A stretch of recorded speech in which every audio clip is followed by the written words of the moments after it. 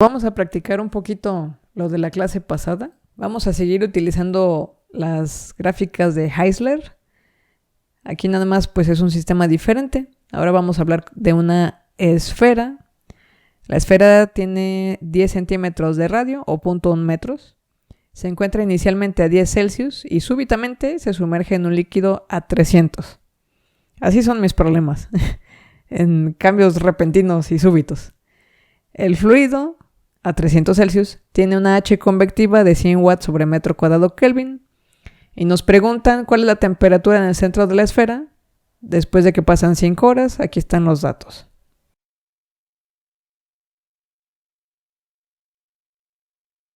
Para poder identificar en dónde estamos en el eje horizontal, hacemos el cálculo primero del alfa. Para el alfa necesitamos la información, variables que nos dan del mismo material. No sé si coincidan conmigo en este resultado parcial. Y bueno, para mí este valor es de 22.5, salvo que ustedes tengan alguna corrección. Más o menos es esta línea vertical que tengo aquí. Entonces nos vamos partiendo de esta línea vertical o alguna muy parecida que ustedes hayan trazado. Y luego el problema de la vida es cómo le hago para trazar el 4.5, que tendría que juntarse con esta línea vertical. El 4 está aquí, el 5 está acá. Bueno, aunque me fuera hasta el 5, pues baja por este lado. Seguro que los dos se juntan por aquí. Quizás cuadren, pues quién sabe, por acá abajo, ¿no? Así viendo la tendencia de las líneas. Y pues no, como decía Fajardo, pues esta cosa no sale, ¿no? ¿Y ahora qué? Literal, aquí les anoté, pues sí, es menor a 0.001, que es hasta donde me da la gráfica, ¿no? ¿Qué podemos inferir? ¿Qué condiciones deberíamos tener aquí para que este valor sea prácticamente 0? Lo que despejaríamos es el término de acá arriba.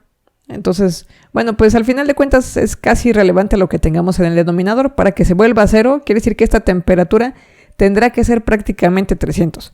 Para que 300 menos 300 pues sea casi 0.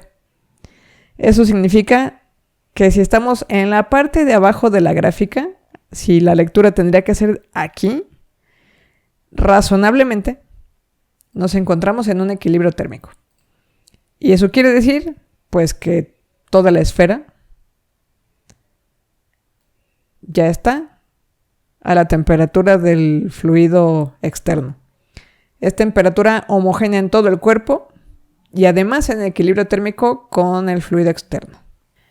Yo creo que también les voy a dar un ratito para resolver este. Tenemos un un cilindro de cobre de 5 centímetros de largo y 1 centímetro de diámetro. Inicialmente está a 100 Celsius. Súbitamente pasa a un ambiente con aire a 10 Celsius y un H de 5 watts sobre metro cuadrado Kelvin.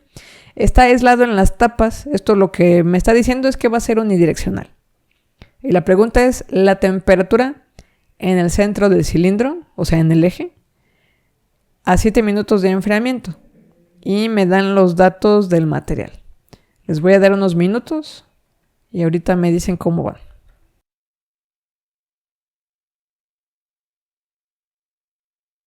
Pues este es el gráfico que vamos a usar. Hay que calcular la M. Aquí fue mera formalidad recordar que es una relación entre las resistencias convectiva y conductiva. Da un valor exageradamente grande. ¿Eso qué quiere decir? Que la resistencia convectiva es muchísimo más importante, ¿no? Es la que controla. Y bueno, con los datos que tenemos podemos calcular el Fourier. El Fourier pues también está muy grande. Y básicamente la principal conclusión viene derivada de este valor de M. Como es un valor tan grande, la temperatura no depende de R. La resistencia que controla es la resistencia convectiva, la resistencia que está afuera. Por lo tanto, la resistencia conductiva se vuelve insignificante.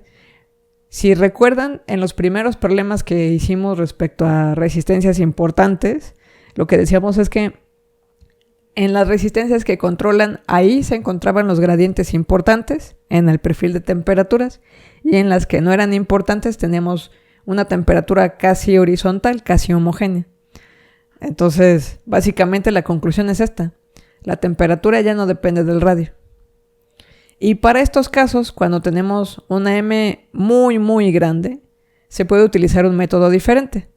Este método es el de capacidad calorífica global. Para este método hacemos un balance de energía. Podemos considerar que el perfil de temperatura, que en principio variaría en función de la posición y el tiempo, para una M mucho mayor a 100 solamente va a depender del tiempo. Nuestro balance de energía entonces pues tiene por un lado la convección y por el otro tiene la acumulación. Estamos hablando de estado no estacionario.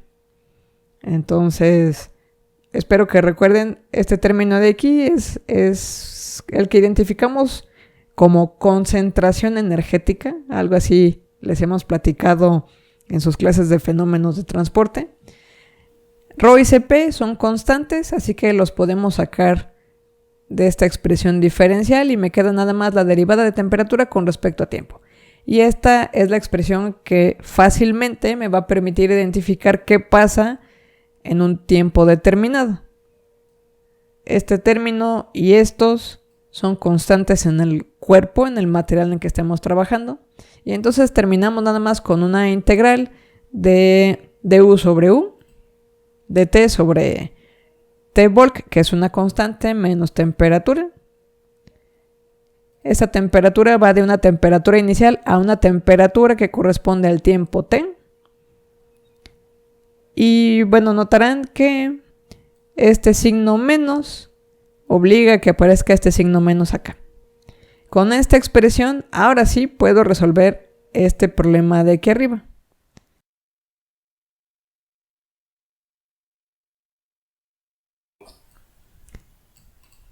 A ver, le pongo corchetitos para que sea más claro. Este es el H convectivo. Y este de acá tendría que ser el área. Ahora, ¿por qué este es el área? Estos dos,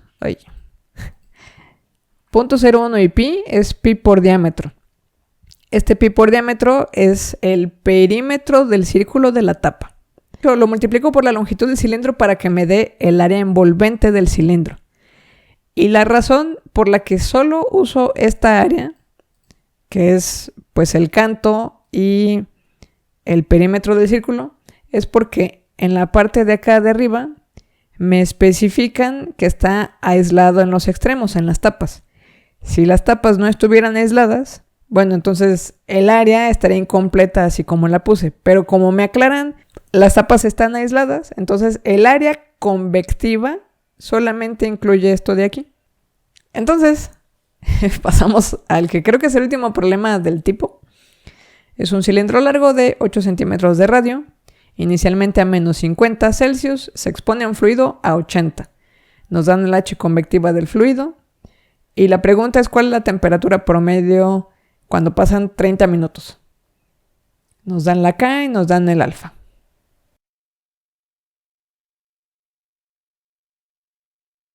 Okay.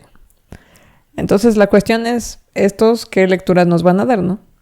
Me voy a mi gráfico, entro en la horizontal, dice que es 8.4, bueno, más o menos es esto, ¿no? Y luego el problema es, ¿dónde está el término de Biot? Dice que 1.2.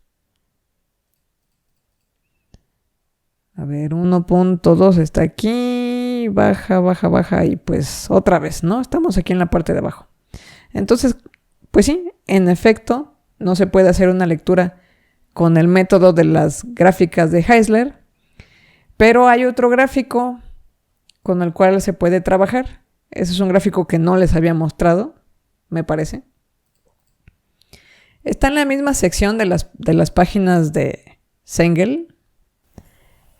Este gráfico nos permite trabajar con una temperatura homogénea en el cuerpo. Justo eso es lo que nos permite hacer.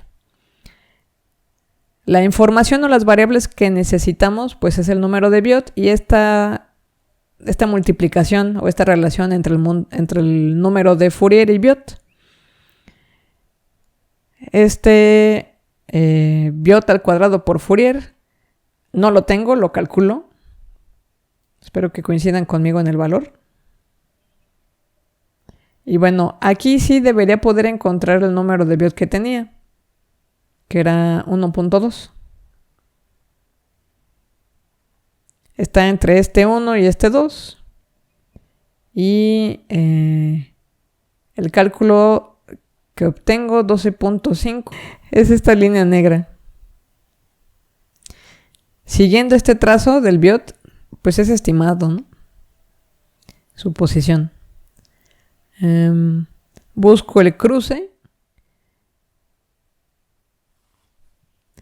Y bueno, pues ¿qué consideran, qué concluyen respecto al cruce?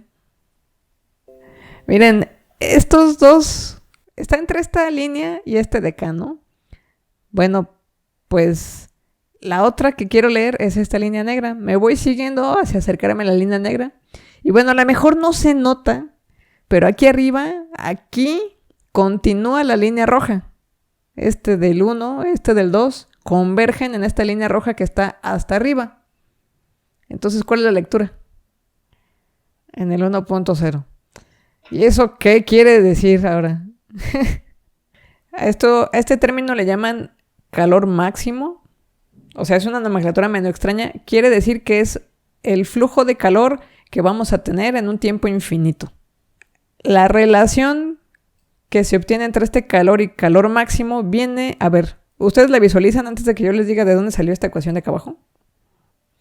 La pregunta es, ¿de dónde saldrán estas expresiones que yo tengo aquí? O sea, está bien padre nada más decirles, esta es una definición. El calor máximo cuando tiempo tiende a infinito, pues es esta relación de acá. Y cuando tiempo es tiempo, pues es esta relación con una temperatura promedio. Entonces mi vida es muy sencilla si simplemente les digo, pues los divido y pues como ρ, Cp y volumen son iguales, pues se eliminan y ya nada más me queda una relación de temperaturas. Pero ¿de dónde creen ustedes que estas ecuaciones habrán salido para empezar? En otros momentos de la vida diríamos es ρCp delta T. Volumen por densidad me da masa, entonces esta es masa por Cp por el delta T. En otros momentos de la vida le llamábamos delta H a toda esta expresión. Este delta T pues es de la temperatura inicial, pues aquí se llama tiempo infinito, pues hasta el tiempo infinito, que también se llama Volk. Y en cualquier tiempo pues es del tiempo inicial al tiempo promedio del cuerpo. Y entonces pues como dije que esta relación daba razonablemente 1, pues lo único que me queda por hacer es deducir cuál es la temperatura media y si se fijan llegamos a la misma conclusión que hace rato. La temperatura del cuerpo es 80 Celsius o la de Volk.